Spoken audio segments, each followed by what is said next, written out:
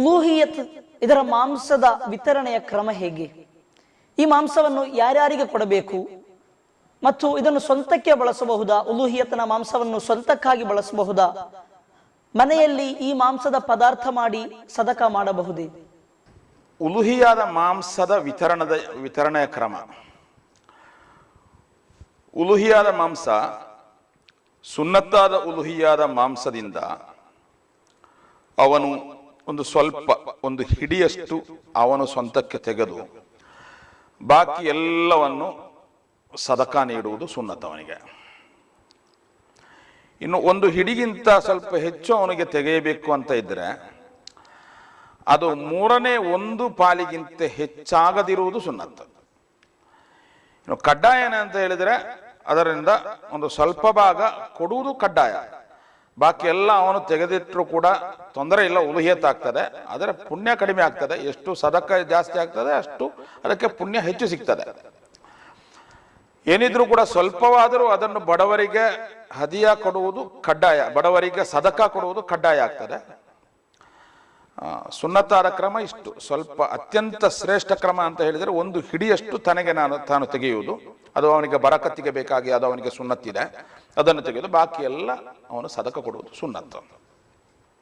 ಹಾಗೆ ಬಡವರಿಗೆ ಕೊಡುವುದು ಸುನ್ನತ್ತು, ಧನಿಕರಿಗೆ ಅದನ್ನು ಹದಿಯಾಗಿ ಕೊಡಬಹುದು, ಅಡ್ಡಿ ಇಲ್ಲ. ಸುನ್ನತ್ತಾದ ಉಲುಹಿಯತ್ತಿನಿಂದ ಕೊಡಬಹುದು. ಮತ್ತೆ ಮನೆಯಲ್ಲಿ ಮಾಂಸದ ಪದಾರ್ಥ ಮಾಡಿ ಸದಕ ಕೊಟ್ಟರೆ ಆಗುವುದಿಲ್ಲ. ಉಲುಹಿಯದ ಮಾಂಸವನ್ನು ಅದು ಹಸಿಯಾಗಿಯೇ ಸದಕ ಕೊಡಬೇಕು. ಮನೆಯಲ್ಲಿ ಸತ್ಕಾರ ಎಲ್ಲ ಏರ್ಪಡಿಸಿ ಆ ಪದಾರ್ಥ ಮಾಡಿ ಕೊಡುವುದಂತ ಹೇಳಿದ್ರೆ ಅವನು ಸ್ವಂತಕ್ಕೆ ತೆಗೆದದ್ದು ಹಾಗೆ ಕೊಡುವುದಕ್ಕೆ ಅಡ್ಡಿಲ್ಲ. ಆದರೆ ಸದಕ ಆಗ್ಬೇಕಂತ ಹೇಳಿದ್ರೆ ಅದು ಆ ರೀತಿಯಲ್ಲಿ ಕೊಡು. ಉಲುಹಿಯಾದ ಸದಕ ಆಗ್ಬೇಕು ಅಂತ ಹೇಳಿದ್ರೆ ಅದನ್ನು ಹಸಿಯಾಗಿ ಅವನು ದಾನ ಮಾಡಬೇಕು. ಅವನು ಮನೆಗೆ ತಂದಿಟ್ಟ ತನ್ನದ್ದು ಅವನು ತೆಗೆದಿದ್ದಾನಲ್ಲ, ಅದನ್ನು ಮನೆಗೆ ತಂದಿಟ್ಟು ಅದನ್ನು ಅವನು ಪದಾರ್ಥ ಮಾಡಿ ಬೇರೆ ಯಾರಿಗೆ ಸತ್ಕಾರ ಎಲ್ಲ ಏರ್ಪಡಿಸುವುದಕ್ಕೆ ತೊಂದರೆ ಇಲ್ಲ. ಉಲುಹಿಯಾದ ಸದಕ ಆಗುವುದು ಮಾತ್ರ ಹೇಗೆ ಅಂತ ಹೇಳಿದ್ರೆ ಅದು ಹಸಿಯಾಗಿ ಸದಕ ನೀಡಿದರೆ ಮಾತ್ರ ಆಗ್ತದೆ.